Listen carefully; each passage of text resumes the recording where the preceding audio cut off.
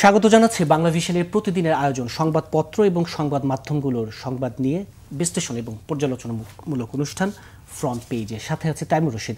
আমার সাথে আজকে আলোচনার জন্য স্টুডিওতে উপস্থিত আছেন রাজনীতি ও নিরাপত্তা বিশ্লেষক অবসরপ্রাপ্ত কর্নেল হারুন রশিদ খান। আপনাকে স্টুডিওতে স্বাগত জানাচ্ছি। দর্শক, স্টুডিও আলোচনা করব, তবে তার আগে দিনের জাতীয় দৈনিকগুলোর প্রধান প্রধান খবরগুলো যদি একটু দেখে নিই।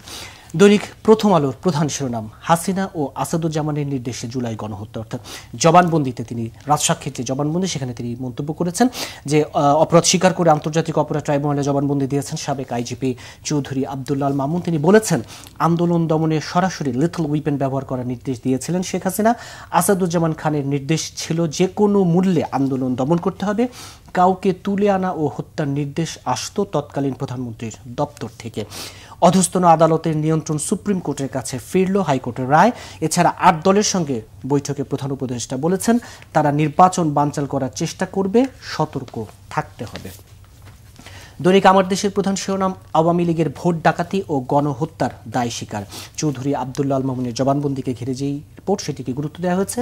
এছাড়া একটি মন্তব্য প্রতিবেদন আছে মাহমুদুর রহমানের, বাংলাদেশে ভারতপন্থীদের প্রকারভেদ। দৈনিক ইত্তেফাকের প্রধান শিরোনাম, বিচার বিভাগের কর্তৃত্ব সুপ্রিম কোর্টের হাতে। হাইকোর্টের ঐতিহাসিক রায় ফিরল। 72-এর সংবিধানের 116 অনুচ্ছেদ, অবসান হলো দ্বৈত শাসন ব্যবস্থার। নির্বাচন বানচালের কিছু লক্ষণ দেখা যাচ্ছে, আরও আসবে। 7টি দল ও হেফাজতের সঙ্গে বৈঠকে বলেছেন প্রধান উপদেষ্টা, যারা সরকারকে নির্বাচন পর্যন্ত যেতে দিতে চায় না তারা সর্বোচ্চ বাধা দেবে। আগামী নির্বাচন হবে সব দলের ও মানুষের। এছাড়া ডাকসুর ইতিহাসে নির্বাচন উপলক্ষে নজিরবিহীন ছুটির একটি রিপোর্ট আছে। উত্তরা ইপিজেডে যৌথ বাহিনীর শ্রমিক সংঘর্ষ, নিহত 1। দৈনিক ইনকিলাবের প্রধান শিরোনাম, অন্তর্বর্তী সরকারের উপর পূর্ণ আস্থা রেখে সক্রিয় বিদেশি কূটনীতিকরা। সব পক্ষই চায় দ্রুত নির্বাচন, অর্থাৎ নির্বাচন ঘিরে আন্তর্জাতিক মহলের যে ভাবনা তা নিয়ে একটি রিপোর্ট প্রকাশ হয়েছে। আন্তর্জাতিক অপরাধ ট্রাইব্যুনালে চৌধুরী মামুন ক্রসফায়ারগুলোর নির্দেশনা দিতেন খোদ শেখ হাসিনা। প্রধান উপদেষ্টার সঙ্গে 7 রাজনৈতিক দলের যে বৈঠক সেটিও খুব গুরুত্ব দিয়ে প্রকাশ করা হয়েছে দৈনিক ইনকিলাবে। দৈনিক নয়াদিগন্তের প্রধান শিরোনাম, হাসিনার নির্দেশেই মারণাস্ত্র ব্যবহার। রাজসাক্ষী সাবেক আইজিপি মামুনের জবানবন্দি। যারা নির্বাচন পর্যন্ত পৌঁছাতে দিতে চায় না তারা বাধা দেবে বলেছেন প্রধান উপদেষ্টা। পশ্চিম সুদানে ভূমি ধসে 1000 মানুষের মৃত্যুর খবরটি গুরুত্ব দিয়ে প্রকাশ হয়েছে। বিএনপি স্থায়ী কমিটির বৈঠকে দেশের পরিস্থিতি নিয়ে উদ্বেগ জানানো হয়েছে। এছাড়া ছাত্র সংসদের নির্বাচনের খবর তো আছেই। দৈনিক সমকালের প্রধান শিরোনাম, অধস্তন আদালতের নিয়ন্ত্রণ ফিরছে সুপ্রিম কোর্টের হাতে। 3 মাসের মধ্যে স্বতন্ত্র সচিবালয় প্রতিষ্ঠার নির্দেশ। রামচন্দ্রপুর খাল নিয়ে বেশ সচিত্র একটি প্রতিবেদন আছে। উচ্ছেদের জায়গায় উঁচু ভবন, অর্থাৎ যে কোনো খাল উচ্ছেদ অভিযানের পরপরই আবার দখল হয়ে যায়। জুন 24 এবং সেপ্টেম্বর 2025-এর আবার একই জায়গায় দখল হয়ে যায়। এই জায়গাটিকে গুরুত্ব দেওয়া হচ্ছে। শেখ হাসিনা ও কামালের নির্দেশে জুলাই গণহত্যা, জবানবন্দিতে রাজসাক্ষী মামুন। দৈনিক যুগান্তরের প্রধান শিরোনাম, বিলম্বিত বোধোদয় থেকে ঐক্যবদ্ধ হওয়ার সিদ্ধান্ত। ফ্যাসিবাদ ঠেকাতে সংহতি, অর্থাৎ এক থাকার যে বিষয়টি। আরপিওর খসড়ায় ইসির নতুন প্রস্তাব। আওয়ামী লীগের পলাতক নেতারা ভোটে অযোগ্য হচ্ছেন। এছাড়া নীলফামারী ইপিজেডে পুলিশের সঙ্গে সংঘর্ষে 1 শ্রমিক নিহতের খবরটি গুরুত্ব দিয়ে প্রকাশ করা হয়েছে। দৈনিক বাংলাদেশ প্রতিদিনে ট্রাইব্যুনালে রাজসাক্ষীর যেই জবানবন্দি সেটিকে গুরুত্ব দেওয়া হয়েছে। হাসিনা কামালের নির্দেশে গণহত্যা তুলে ধরেছেন র্যাবের গোপন বন্দিশালার কথা। সেই সাথে এই দায় স্বীকার করে শহীদ পরিবার, আহত ব্যক্তি এবং দেশবাসীর কাছে ক্ষমাও চেয়েছেন সাবেক আইজিপি। বিচার বিভাগের নিয়ন্ত্রণ সুপ্রিম কোর্টে, ঐতিহাসিক রায় এবং 7 দলের সঙ্গে প্রধান উপদেষ্টার যে বৈঠক এটি গুরুত্ব সহকারে প্রকাশ হয়েছে। গণ অভ্যুত্থানের 34 মামলার চার্জশিট, অভিযুক্ত 2167 জন। দৈনিক কালের কণ্ঠের প্রধান শিরোনাম, অধস্তন আদালতের নিয়ন্ত্রণ ফিরল সুপ্রিম কোর্টের হাতে। এ নিয়ে বেশ প্রতিক্রিয়া আছে একটি। বিচার বিভাগের স্বাধীনতার জন্য মাইলফলক বলছেন বিশিষ্ট আইনজীবী শাহদিন মালিক। এছাড়া ডাকসু নির্বাচনের কেন্দ্র করে নারী নিপীড়নের প্রতিবাদে যে বিক্ষোভ মিছিল হয়েছে ছবি দিয়ে একটি প্রতিবেদন আছে। 7 দলের সঙ্গে বৈঠকে ডক্টর ইউনুস ফেব্রুয়ারির প্রথমার্ধেই নির্বাচন আয়োজনের প্রতিশ্রুতি পুনর্ব্যক্ত। দৈনিক মানব জমিনের প্রধান শিরোনাম, দল নিষিদ্ধের পক্ষে নয় বিএনপি, বিদ্যমান ব্যবস্থায় নির্বাচন চায়। বলছিলাম নীলফামারী উত্তরা ইপিজেডে যে একটি শ্রমিক সংঘর্ষের ঘটনা ঘটেছে সেটি সচিত্র প্রতিবেদন আছে। জুলাই হত্যার দায়ে শিকার মামুনের গুম খুনের নির্দেশ দিতেন শেখ হাসিনা। এছাড়া 7 দলের সঙ্গে প্রধান উপদেষ্টা বৈঠকের খবরটিও গুরুত্ব দিয়ে প্রকাশ করা হয়েছে দৈনিক মানব জমিনে। দৈনিক কালবেলার প্রধান শিরোনাম, প্রশিক্ষিতদের ছাঁটাই আর অযোগ্যদের নিয়োগ, অর্থাৎ রাশিয়ার এই ইয়েতে রূপপুর পারমাণবিক বিদ্যুৎ কেন্দ্র নিয়ে একটি বিশেষ প্রতিবেদন আছে তাদের। 50 বছর পর অধস্তন আদালতের নিয়ন্ত্রণ ফিরে পেলেন সুপ্রিম কোর্ট। এছাড়া রাজসাক্ষী আল মামুন বলেছেন, সমন্বয়কদের এনে মানসিক চাপ দিয়ে নির্যাতন করা হতো। দৈনিক দেশ রূপান্তরের প্রধান শিরোনাম, গুলির নির্দেশ শেখ হাসিনা কামালের, ট্রাইব্যুনালের রাজসাক্ষী মামুন, নতুন টাকা গেল কই, নিয়ে একটি বিশেষ প্রতিবেদন আছে দেশ রূপান্তরে।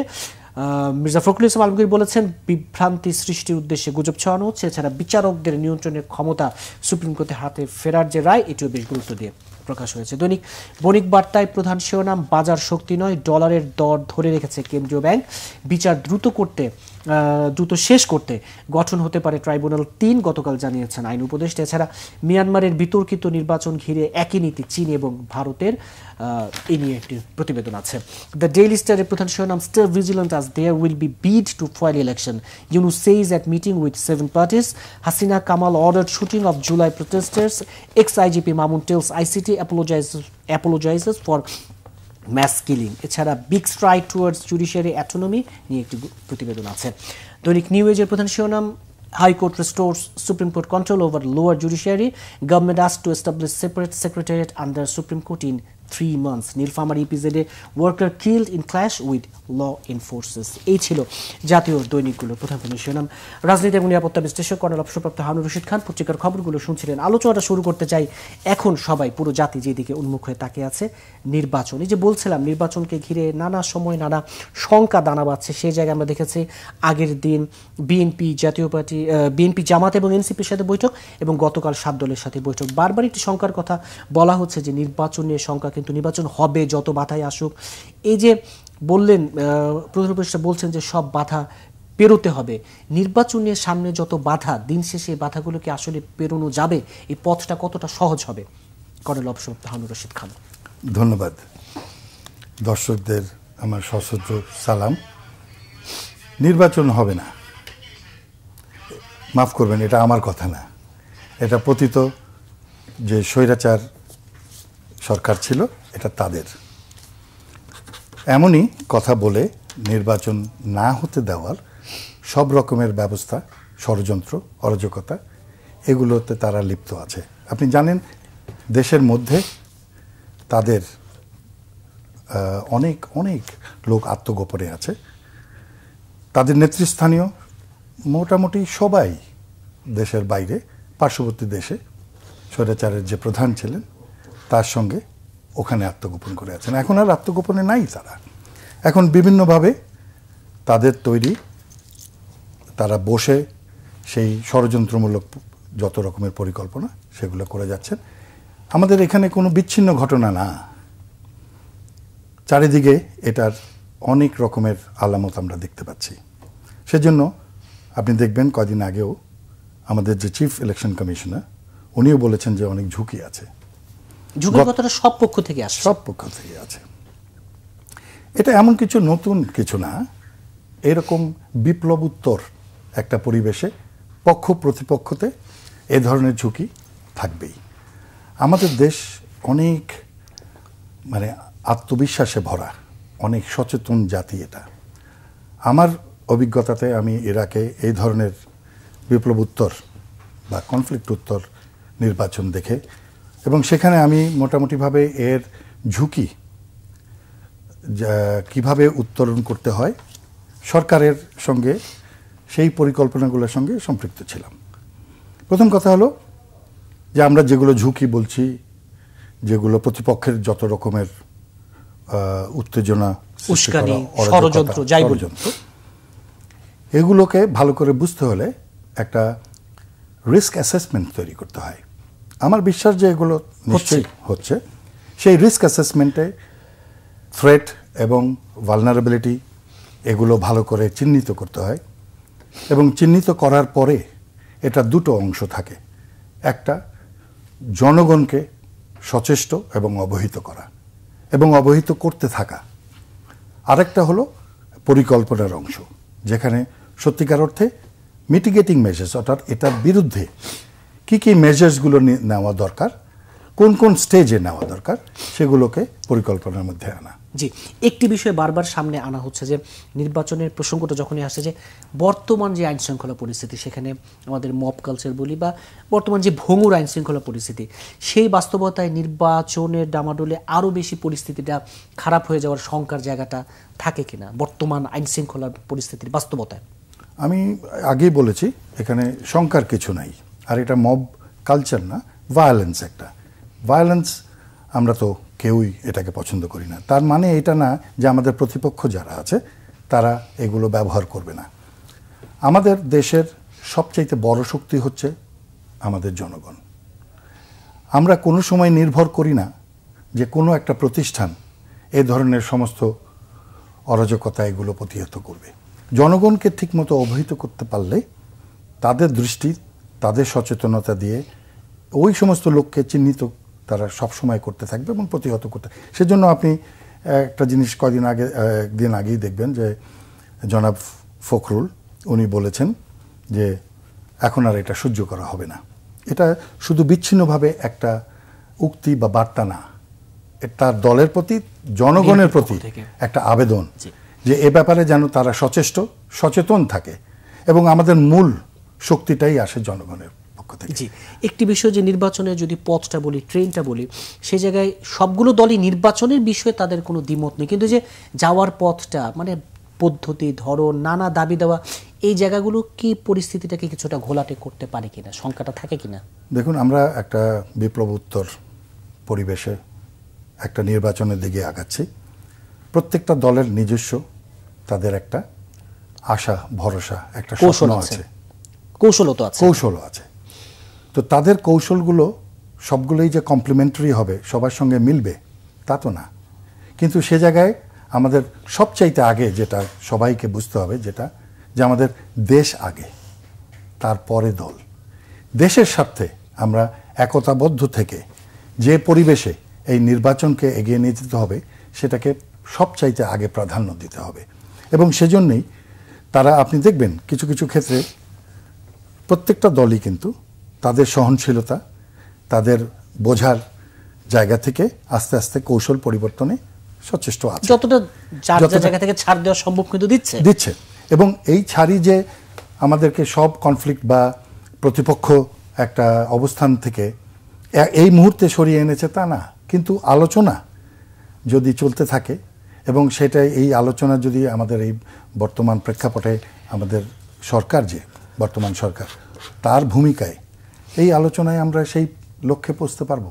আমি ইতিবাচক এবং আমার আশাবাদী আমি। জি, একটি বিষয়, গতকালের যে বৈঠকে রাজনৈতিক দলগুলোর সাথে, সেখানে প্রধান উপদেষ্টা বলছেন যে নির্বাচন নিয়ে অন্য দেশের থাবা মারার কোনো সুযোগ যেন না থাকে। এই যে অন্য দেশের হস্তক্ষেপ, থাবা মারা, মানে এই ধরনের জায়গাগুলো শঙ্কার জায়গা থেকে নিঃসন্দেহে এই মন্তব্যটা তো বোঝায় যায় যে ভারতকেই মূলত ইয়ে করা।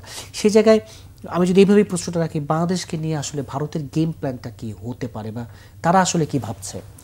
দেখুন, এই নিয়ে অনেক লেখালেখি হয়েছে। এটা আমাদের জন্মলগ্ন থেকেই তাদের এই পরিকল্পনা বাস্তবায়ন হচ্ছে। শুধুমাত্র এইটা তারা অনেক দূর এগিয়ে গিয়েছিল তাদের বাস্তবায়নে, তাদের তৈরি একটা স্বৈরাচারী সরকার থেকে। গত 15 বছরে পার্শ্ববর্তী দেশ যতটুকু অর্জন করেছে তাদের এই পরিকল্পনায় অগ্রসর হয়েছে, তা ওর আগে আর ওর পরে হতে পারবে কিনা সে নিয়ে আমার সন্দেহ আছে, যেহেতু জাতি এখন অনেক সচেতন। আমি একটা জিনিস বলে রাখা ভালো, যে আমি খুব কাছে থেকে আমাদের প্রয়াত শহীদ প্রেসিডেন্ট জিয়াউর রহমানকে দেখেছি, বিকজ আমি ওনার এডিসি ছিলাম 78 থেকে 81 পর্যন্ত। আমি ওনার আদর্শ দেখেছি, ওনার মনোবল দেখেছি। ওই সময় তো কেউ স্বৈরাচারের প্রশ্ন তোলে নাই। তার মানে আমাদের নেতা একজন ভালো নেতার দরকার, যার মনে দেশটাকে আগে, এবং জনগণ এই জিনিস সবসময় থেকে বুঝে এসছে যে ভারত, বিএনপি যে কথা বলে যে ব্যক্তির চেয়ে দল বড়, দলের চেয়ে দেশ বড়। তো জনগণকে সঙ্গে রেখে তার যে আদর্শ ছিল, সেই আদর্শে আগানো গেলে ভারত কেন, পৃথিবীর কোনো দেশের কোনো ষড়যন্ত্র আমাদের দেশকে, কি দেশের কি বাইরে। আপনি বিএনপির প্রসঙ্গ আনলেন, আমি একটি মন্তব্য একটু যদি তুলে ধরি। বিএনপি মহাসচিব মির্জা ফখরুল ইসলাম আলমগীর গতকালই বলছেন যে আওয়ামী লীগের মতো চাটার দলে পরিণত হওয়া যাবে না। এই যে সতর্ক থাকার জায়গাটা, আমার মনে হয় এই জিনিসটা উনি স্পষ্ট করেছেন। এটা ঠিক ওনার একটা ছোট্ট কথাতেই উনি অনেক কথা বুঝিয়ে দিয়েছেন যে 15 বছরে শুধু ক্ষমতা কুক্ষিগত না, ক্ষমতাকে ব্যবহার করে এই দেশের যত নিজের আখের গোছানো টাকা পয়সা এগুলো সব বের করে নিয়ে গেছে। তার মানে এটা তো চাটার চেটেপুটে সব তারা নিয়ে গেছে। বিএনপি এই আদর্শে বিশ্বাস করে না। তার কথা খুবই স্পষ্ট যে আমরা যে আদর্শে এই দলকে প্রতিষ্ঠা করা হয়েছিল সেই আদর্শেই বর্তমানে 31 দফার যে প্রতিফলন, সেই প্রতিফলনে এই জাতি আগামী ভবিষ্যতের একটা উন্নত দেশে পরিণত হতে পারে, সেটা আমার বিশ্বাস। এবং অতি শীঘ্রই আমার মনে হয় নির্বাচনেও সেই জিনিসটা উঠে আসবে। কিন্তু একটি মহল বারবার এই বিষয়টিকে সামনে এভাবে তুলে ধরতে চায় যে আওয়ামী লীগ আর বিএনপি মুদ্রার এপিটোপিট। এই জায়গাটিতে আপনি কি বলবেন? অনেকে কিন্তু বলতে চায় যে এই যে স্বৈরাচার 15-16 বছর পরে গেছে, আরেকজন এসে জাস্ট ক্ষমতা দখলই করবে, এই যে মুদ্রার এপিটোপিট। হ্যাঁ, কিন্তু এটা তো আমাদের ইতিহাস না। আপনি ইতিহাস নিয়ে দেখেন যে আওয়ামী লীগের ইতিহাসটা কি, একেবারে জন্মলগ্ন থেকে সেইখানে প্রথম থেকেই তারা স্বৈরাচারের একটা চরিত্র প্রকাশ করেছে। আর আপনি দেখেন বিএনপির প্রতিষ্ঠা থেকে এটার অবস্থান কোথায় ছিল। কাজে যারা বলে তারা হয়, হ্যাঁ, যারা বলে তারা না বুঝে বলে, অথবা কোনো একটা ষড়যন্ত্র আছে এবং উদ্দেশ্যমূলক এই বার্তা দেয়। এটা আমাদের জনগণ ভালো করেই বোঝে যে এই পথে আওয়ামী লীগ কোথায় এবং বিএনপি কোথায়। একটি ভিন্ন প্রসঙ্গে যাই। এই মন্তব্যটি মূলত এসেছে এই যে নুরুল হক নূরের উপর হামলার পর থেকে, যে জাপার উপর আপার ভর করা, এই যে শেখ হাসিনাকে, অর্থাৎ জাপাকে কেন্দ্র করে আওয়ামী লীগের আবার এক ধরনের পুনর্বাসনের চেষ্টা। এই জায়গায় এই বিষয়টিকে আপনি কিভাবে দেখছেন? অর্থাৎ জাতীয় পার্টির রাজনীতির ভবিষ্যৎটা আপনি কি দেখেন, কি হওয়া উচিত ছিল? আসলে তারা প্রশ্নবিদ্ধ। এই ক্ষেত্রে এই প্রশ্নের যেখান থেকে শুরু হয়েছে সেইগুলো জনগণের কাছে স্পষ্ট। আর আপনি বললেন না ভর করা, আসলে তো জাপার উপর আপার ভর। শয়তান তো দুর্বল মানুষের উপরেই ভর করে। যারা বিভ্রান্ত, যারা বিশ্বাস থেকে বিভ্রান্ত, দেশপ্রেম থেকে বিভ্রান্ত, তাদের উপরেই তো ভর করার সেই সুযোগটা পাবে। এখন ভর করা ছাড়া তাদের আর উপায় কি? তাদের নিজস্ব শক্তি, এমনকি তাদের নিজেদের মানুষের বিশ্বাসও তারা হারিয়ে ফেলেছে। অতএব এই অরাজকতা, বিভ্রান্তমূলক কার্যকলাপ এবং কারো উপরে ভর করা ছাড়া তাদের তো আর অন্য কোনো উপায় নেই। কিন্তু দেশের জনগণ, প্রতিটা রাজনৈতিক দল এ ব্যাপারে অনেক সচেষ্ট। তারা সক্রিয়, তাদের দল কর্মীসহ, যে এই ধরনের জিনিস দেখেন আপনি, সামান্যতম 19-20-এই একটা দল সোচ্চার হয়ে বা অন্যান্য অনেকগুলো দল সোচ্চার হয়ে এটার প্রোটেস্ট করেছে। কাজে এইগুলো চিহ্নিত হয়েই যাবে। এবং আমি এখন যেটা দেখছি এ ব্যাপারে তো ভালো তদন্ত চলছে রাজনৈতিক এবং একটি বিষয়ে কিন্তু সব দল ঐক্যবদ্ধ। জি, একটি মন্তব্য বিষয়ে আপনার প্রতিক্রিয়া জানতে চাই। জাপার মহাসচিব ব্যারিস্টার শামীম আহমেদ পাটোয়ারি বলছেন যে জাতীয় পার্টিকে রক্ষার দায়িত্ব বিএনপির। কেন? এটা আমার মনে হয় রিজভী সাহেব জবাব দিয়েছেন এই ব্যাপারে। হ্যাঁ, এ ব্যাপারে আসলে এর বাইরে কথা বলার কারোর দায়িত্ব রাজনৈতিক ক্ষেত্রে এভাবে কেউ বলতে পারে, এটা আমার কাছে বোধগম্য নয়। কাজে আমি রিজভী সাহেবের কথাই ভালো করে রিসাউন্ড করতে চাই যে কারো দায়িত্ব নিতে পারে না। তাছাড়া এটা দায়িত্ব নেওয়ার কি হলো? তাদের দায়িত্ব নেওয়ার মতো এমন কি করেছেন তারা যে তাদের দায়িত্ব নিতে হবে? বরঞ্চ তাদের কার্যকলাপে যে তারা যে প্রশ্নবিদ্ধ, সেখান থেকে তাদের উঠে আসতে হলে তাদের নেতা বা চিহ্নিত যারা আছে তাদেরকে তাদের জায়গায় স্পষ্টীকরণ করতে। কিন্তু অনেকে আবার সেই বলছে যে একটি মহল এভাবে বলতে চায় যে মানে জাতীয় পার্টিকে ঠিক রাজনীতির মাঠে থাকতে না দেওয়ার কি যৌক্তিক কোনো কারণ আছে কিনা, বা জাতীয় পার্টিকে নিষিদ্ধ করার প্রয়োজন এই মুহূর্তে আছে কিনা।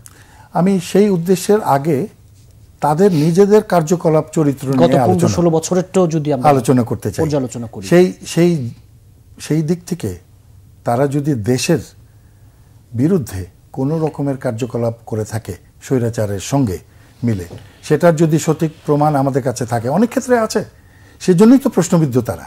অতএব সেই দৃষ্টিভঙ্গি থেকে তারা ভোট না করতে পারলে অন্যের কী সুবিধা সেটা অনেক পরের প্রশ্ন, কিন্তু প্রথম আমাদের দেখতে হবে তাদের চরিত্রের বা দেশপ্রেম তাদের আছে কিনা, দেশের বিরুদ্ধে তারা বিষয়টি এরকম যে জাতীয় পার্টি রাজনীতি করার নৈতিক অধিকার রাখে কিনা সেই দিক থেকে সেই প্রেক্ষাপটে তাদেরকে চিহ্নিত করতে হবে, এবং চিহ্নিত করার পরে তাদেরকে যে অবস্থানে রাখা দরকার সেটা যেন প্রত্যেকটা রাজনৈতিক দল একত্রিত হয়ে রাখে। কিন্তু নিষিদ্ধের এই জায়গাটাও তো এক ধরনের মানে আমি বলবো আইনি প্রক্রিয়ার মধ্য দিয়ে আসা হচ্ছে। আবার গত কয়েকদিন আমরা যে দেখলাম যে ধাওয়া পাল্টা ধাওয়া ভাঙচুর এগুলোও তো আবার রাজনীতিতে কাম্য নয়। না, violence is never a solution.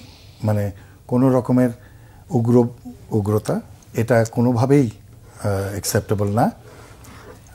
আমরা জানি যে এগুলো কেমন করে অ্যাড্রেস করতে হয়, সেই জন্য এখনো পর্যন্ত অনেক সহনশীলতা আছে। আপনি একটা বিপ্লবের পরে চিন্তা করেন তো বিভিন্ন দেশে কি হয়, পরিস্থিতি স্বাভাবিক হতে তো 1 থেকে 1.5 বছর লাগে, এবং কি রকম রক্তপাত হয়। সেই ক্ষেত্রে আমাদের সহনশীলতা উদাহরণ। আমি মনে করি যে জাতীয় পার্টিরও যে সমস্ত ভুলভ্রান্তি তারা করেছে, যে সমস্ত নেতারা এর জন্য দায়ী, তারা শিগগিরই চিহ্নিত হয়ে যাবে। তাদের বিরুদ্ধে মোটামুটিভাবে যে সমস্ত তথ্যগুলো জড়ো করা হচ্ছে তাতে এই জিনিসটা স্পষ্ট হয়েই যাবে, এবং সেইগুলো স্পষ্ট হলে এটা সিদ্ধান্তের ব্যাপারে আমার মনে হয় না যে কারো কোনো মানে দ্বিধা থাকবে। জি, আমরা জাতীয় নির্বাচন নিয়ে আলাপ করছি, সেই সাথে সামনে একটি নির্বাচন আছে, ছাত্র সংসদ নির্বাচন। ঢাকা বিশ্ববিদ্যালয়, জাহাঙ্গীরনগর বিশ্ববিদ্যালয়, রাজশাহী, চিটাগাং। যদি ডাকসুর প্রসঙ্গ অর্থাৎ ঢাকা বিশ্ববিদ্যালয়ের প্রসঙ্গটি আনি, এই যে এই ছাত্র সংসদ নির্বাচনে ডাকসু নির্বাচনের বিষয়টা আদালত পর্যন্ত গড়ালো, আজকে সিদ্ধান্তে মোটামুটি পরিষ্কার হবে। এটা আসলে কতটা কাঙ্ক্ষিত ছিল যে ডাকসু নির্বাচনের বিষয়টি আদালত পর্যন্ত গড়ানো? জি, এটা তো জটিল হলো শুধুমাত্র একটা রিটের হ্যাঁ একটা না, রিটটা না, তারপরের যে অংশটা, যেখানে একটা থ্রেট, একটা হুমকি, গণধর্ষণের যে হুমকিটা দিল, পরিস্থিতি ঘোলাটে হলো তো তখন। আইনি প্রক্রিয়াতে একটা মানুষের সেই অধিকার আছে রিট করার, এবং সেগুলো আমাদের যে প্রতিষ্ঠান আছে তারা সঠিকভাবেই সেটাকে অ্যাড্রেস করছে। দেখেন আপনি আজকেই বোধহয় ফুল বেঞ্চ, অ্যাপিলেট ডিভিশনের ফুল বেঞ্চ এটা শুনানি হবে। কাজে আর আমাদের সম্পূর্ণ আস্থা আছে আমাদের এই অ্যাপিলেট ডিভিশনে, বিচার বিভাগের উপরে। সেখানে আমরা একটা উত্তর পেয়ে যাব, কিন্তু উত্তর সেটা মূলত সবচাইতে মুখ্য জিনিস না। এই ধরনের আইনি প্রক্রিয়া আমাদের সব ক্ষেত্রেই প্রযোজ্য। সবচাইতে বড় কথা হলো যে এই যে ইন্টারনেট ইউজ করে যে হুমকিটা দেওয়া হয়েছে, এটা কিসের কালচার বা পরিস্থিতি অস্থির। আপনার একটা জিনিস পছন্দ না, আপনি হুমকি দিলেন, হুমকি দিয়ে এর পরবর্তী পদক্ষেপগুলো কি নেবেন। আমাদের খেয়াল রাখতে হবে জাতীয় নিরাপত্তার সেই প্রেক্ষাপট থেকে যেন এইগুলো আর না হতে পারে। আমরা যদি এগুলো হতে দেই তাহলে আমরা সেই পেছনে স্বৈরাচারী যে সরকার ছিল তাদের আমলে কোনো কিছু পছন্দ না হলেই তাকে সমূলে ধ্বংস করার যে কাজে এখানে ভালো করে তদন্ত, দুটো অলরেডি কমিশন হয়েছে, একটা ইউনিভার্সিটি থেকে, একটা বিশ্ববিদ্যালয় থেকে, আরেকটা হয়েছে ডাকসুর এসে থেকে। খুব শিগগিরই আপনারা দেখতে পাবেন। আমার বিশ্বাস যে ওই ব্যক্তি এটাতে এই হুমকি দেওয়ার পেছনে কি কারণ, দোষ পরিষ্কার হবে, এবং তার পেছনে যদি কোনো দল বা কোনো গোষ্ঠী জড়িত থাকে তাও তখন জনসম্মুখে চলে আসবে। এবং এটার আমি অন্তত এই আবেদনটা করি যেন এটা সমূলে উৎপাদন করা হয় এই অবস্থাতে, যাতে পরবর্তীতে কেউ এই ধরনের প্ল্যাটফর্ম ইউজ করে এই ধরনের হুমকি বা অস্থিরতা সৃষ্টি না করতে পারে। আমরা ডাকসু নিয়ে বলছি, কিন্তু আমরা গত কয়েকদিনে দেশের বেশ কয়েকটি বিশ্ববিদ্যালয়ে অস্থিরতা দেখেছি নানা ইস্যুতে। ময়মনসিংহ কৃষি বিশ্ববিদ্যালয় বলি, চট্টগ্রাম বিশ্ববিদ্যালয় বলি, রাজশাহী, এই যে বিশ্ববিদ্যালয় অর্থাৎ মোটা দাগে শিক্ষাঙ্গনগুলো হঠাৎ করে অস্থির হয়ে ওঠে, এখানে কোনো ইন্ধন, কোনো ষড়যন্ত্র আপনার দেখছেন কিনা? আপনাকে আগেই বলেছি যে কোনো বিচ্ছিন্নভাবে কোনো ঘটনা দেখার কোনো সুযোগ নেই। প্রতিটা ক্ষেত্রেই আপনি দেখবেন এগুলো এই চেষ্টা অরাজকতা সৃষ্টি করার এটা প্রথম থেকেই চলছে। এখন এই ঘটনাগুলোকে যদি আমরা দেশের একটা সার্বিক পরিস্থিতি নিয়ে আলোচনা করি এবং এগুলোকে আমরা আমাদের কনসিডারেশনে নেই, তাহলে দেখতে পাবো এগুলো একটার সঙ্গে আরেকটার যোগসূত্র আছে। ঠিক এই সময় যখন ডাকসুর নির্বাচন হবে, ঠিক এই সময় দেখবেন আপনি 3টা ইউনিভার্সিটিতে, 3টা বিশ্ববিদ্যালয়তে সাইমালটেনিয়াসলি একদিন পর একদিন আগে এরকম ধরনের অরাজকতা সৃষ্টি হয়েছে এবং সেটা সহিংস। অতএব আমার বিশ্বাস, আমার ধারণা যে এর পেছনে একটা বড় রকমের ষড়যন্ত্র কাজ করছে। আমার ধারণা প্রতিটা ক্ষেত্রেই আমাদের উপদেষ্টারা বলেছেন যে একটা ডায়ালগ চলছে এবং সেই সুবাদে আমাদের যারা গোয়েন্দা সংস্থাগুলো আছে তারাও খুঁজে বের করে ফেলবে যে এর পেছনে ঘটনাগুলো কি। আমরা হয়তো খুব শিগগিরই বুঝতে পারবো যে এর নায়ক বা যারা খলনায়ক। সতর্ক থাকার তো প্রয়োজন আছে। জি, নিশ্চয়ই। এই জন্যই আমরা বললাম যে প্রতি ক্ষেত্রে আমাদের জনগণের প্রতি একটাই আবেদন থাকবে যে তারা যেন সচেতন হয়। তাদেরকে আমাদের অ্যাওয়ারনেস বাড়াতে হবে যে এখন আমরা কিসের মধ্যে দিয়ে যাচ্ছি। এই পরীক্ষায় উত্তীর্ণ হতে হলে আমাদের সবচাইতে বড় বিষয় হলো যে আমরা সুদৃষ্টি যেন রাখি যে পারিপার্শ্বিকতায় এই ষড়যন্ত্রকারীরা কারা এবং তারা কি কি কার্যকলাপে লিপ্ত আছে। জি, সবগুলো পত্রপত্রিকা আজকে বেশ গুরুত্ব দিয়ে প্রকাশ হয়েছে সাবেক আইজিপি চৌধুরী আব্দুল্লাহ মামুনের জবানবন্দিতে। আমরা জানি তিনি রাজসাক্ষী হয়েছেন। মানে একটি প্রশ্ন রাখতে চাই যে তার এই জবানবন্দির মধ্য দিয়ে এটা তো অন্তত প্রমাণ হয়েছে যে কতটা নৃশংস ছিল শেষ এই জুলাই গণঅভ্যুত্থানের সময়গুলোতে। এই যে আন্দোলনের সরাসরি লিথাল উইপেন ব্যবহারের নির্দেশ, খুনের নির্দেশ দিতেন আসাদুজ্জামান খান কামাল এবং কাউকে তুলে আনার ও হত্যার নির্দেশ আসো খোদ প্রধানমন্ত্রী দপ্তর থেকে, যে এই জায়গাটিকে যদি আপনি একটু বিশ্লেষণ করেন। আমরা মনে হয় এই জিনিসটা দেখেন, ওনারা ক্ষমতা কুক্ষিগত করেছেন, স্বৈরাচারী, তাদের চরিত্র ছিল স্বৈরাচারী। তারা তো ক্ষমতাকে অপব্যবহার করেছেন, দায়িত্ব পালন করেননি। দুটো ভিন্ন জিনিস। আমরা যখন রাষ্ট্র পরিচালনার দায়িত্ব পাই তখন হয় ক্ষমতাকে ব্যবহার করি বা অপব্যবহার করি, আর তা না হলে আমার দায়িত্বটাকে ঠিকমতো পালন করি। আমার মনে হয় এই ক্ষেত্রে এটা স্পষ্ট যে তারা ক্ষমতা অপব্যবহার করেছেন। কী কারণে? তাদের ব্যক্তিগত স্বার্থ বা দলের স্বার্থকে চরিতার্থ করার জন্য। এবং প্রতিটা ক্ষেত্রেই এখন এই রাজসাক্ষীর জবানবন্দিতে এগুলো স্পষ্ট উঠে আসছে যে আমাদের দেশটা তার কাছে বড় ছিল না। আমাদের জনগণের প্রতি তাদের কোনো শ্রদ্ধা ছিল না। তারা সবসময় চেষ্টা করেছে ক্ষমতাকে অপব্যবহার করে, তাতে যা করতে হয়, জীবনের মূল্য তাদের কাছে কিছুই ছিল না। তারা যথেচ্ছায় তাদের ক্ষমতা ব্যবহার করে এই জনগণের উপরে তারা কি করে নাই, হেলিকপ্টার ইউজ করে পর্যন্ত লিথাল ওয়েপন ব্যবহার করে। এগুলো সবই এসছে তো একজনের কাছ থেকে, এবং সেটা ওনার জবানবন্দিতে এসছে যে সুস্পষ্ট হয়েছে। কাজে এ ব্যাপারে আসলে আর কোনো দ্বিধার কোনো অবকাশ নাই। এই যে আয়না ঘরের মতো নৃশংস এবং নির্মম বিষয়গুলো যখন সামনে আসে, এই জায়গাগুলোকে কিভাবে দেখেন? এটা তো বুঝতে হবে যে প্রতিহিংসামূলক চরিত্রের কত হীনমন্যতা থাকতে পারে এবং একটা ব্যক্তি বা সরকার বা দল কতটুক নিচে নামতে পারে, এটারই একটা জ্বলন্ত উদাহরণ। এবং জাতি এবার এই ঘটনার মাধ্যমে যা জানতে পারলো, যা বুঝতে পারলো, আমার ধারণা যে এটাকে তাদের মনের মধ্যে অনেক দিন ধরে ধারণ করবে এবং তাদের সচেতনতা এবং তাদের সিদ্ধান্ত আমার মনে হয় পরবর্তীতে যারা সরকারে আসবে তাদের জন্য এটাই হবে সবচেয়ে বড় উদাহরণ, যে তারা যেন জীবনেও এই ধরনের কোনো কার্যক্রমে না লিপ্ত হয়। অনুষ্ঠানে একেবারে শেষে আছে একটি বিষয় নিয়ে একটু আপনার মন্তব্য জানতে চাই। সেটা হচ্ছে আপনি নিজেও সশস্ত্র বাহিনীর একজন গর্বিত সদস্য। এই যে জুলাই অভ্যুত্থানের সশস্ত্র বাহিনীর যে গৌরবোজ্জ্বল ভূমিকা, অবদান, সেই বাস্তবতায় দাঁড়িয়ে আজকে এখনও যখন সেনাবাহিনীকে নানাভাবে বিতর্কিত করার এবং গুজব, সেনাপ্রধান পরশুদিনও প্রধান উপদেষ্টার সাথে দেখা করে এটাই বলেছেন যে কোনো গুজবে যেন কান, এই যে সেনাবাহিনীকে বারবার বিতর্কিত করার যে অপচেষ্টা, ষড়যন্ত্র, এই জায়গাটিকে যদি একটু। জি, এখানে দুটো জিনিস বলেছেন। একটা হলো রিউমার, আরেকটা হলো সেনাবাহিনীর গৌরবোজ্জ্বল ভূমিকাটা। আপনি এই দেশের জন্মলগ্ন থেকে যদি ইতিহাস পর্যালোচনা করেন, একেবারে মুক্তিযুদ্ধ শুরু করার প্রতিটি বাক শহীদ প্রেসিডেন্ট জিয়াউর রহমানের দ্ব্যর্থহীন আহ্বানে তার এই 8 বেঙ্গল অথবা ওই 8 ইস্ট বেঙ্গল নিয়েই তিনি প্রথম মুক্তিযুদ্ধের সূচনা করেন। এটাই সেনাবাহিনীর সেই গৌরবোজ্জ্বল অধ্যায়ের শুরু।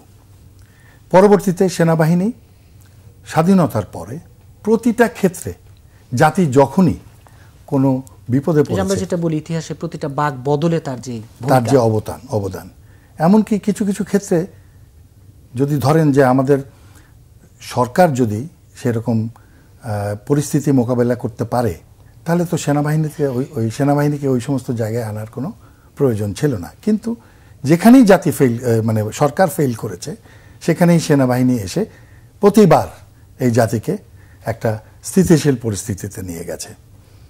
এবারও তাই হচ্ছে। আমরা একেবারে শেষ ইয়েতে আছি, জি সেই জায়গায় যদি একটু এবারে এটাতেও তারা একই রকম রোল প্লে করেছে। তারা আমাদের দেশের গৌরব, প্রতিটা সদস্য। এবং আমি নিজের জীবন বিপন্ন করে পার্বত্য চট্টগ্রামে যখন বিভিন্ন পর্যায়ে প্রায় 12 বছর ছিলাম, বিভিন্ন র্যাঙ্কে, ওখানে বহুবার আমার উপরে অ্যাম্বুশ হয়েছে, গুলিগালা হয়েছে, আমার লোক মারা গেছে। ওরকম আত্মত্যাগের জন্য প্রতিটা সদস্য তারা জেনে শুনে এই সেনাবাহিনীর রোল তারা প্লে করে। দেশের জন্য তারা জীবন দিতে প্রস্তুত। সেখানে আমার জনগণ বা দেশ তাদেরকে নিয়ে গর্ব করার কথা। তাদেরকে যারা হেয় করে বা অপচেষ্টা করে, তাদের প্রতিও আমাদের একটা আহ্বান যে দেশকে সামনে রেখে এত বড় প্রতিষ্ঠান, গৌরবের প্রতিষ্ঠান, তাদেরকে যেন ছোট না করা হয়। আর হিউম্যান নিয়ে একটা কথা বলি এক বাক্যে, যে এটা শিফট করার, এটার থেকে বের করে আনার একটা মেকানিজম আমাদের জানা আছে। আমিও কাজ করেছি এটার উপরে দেশের বাইরে। কাজেই রিউমারকে অ্যাড্রেস করার আমাদের একটা মেকানিজম করতে হবে, যাতে প্রতিনিয়ত যখনই আমরা এরকম ধরনের রিউমার পাই, সেগুলোকে শিফট করে জনগণের মাঝখানে সত্যি কথাগুলো ছড়িয়ে দেওয়া। আপনাকে আজকে স্টুডিওতে সময় দেওয়ার জন্য ধন্যবাদ কর্নেল অফিসার ভানুর রশিদ খান। দর্শক, ফ্রন্ট পেজ আজ এ পর্যন্তই। আগামী পর্ব দেখার আমন্ত্রণ রইল। সে পর্যন্ত ভালো থাকুন, সুস্থ থাকুন।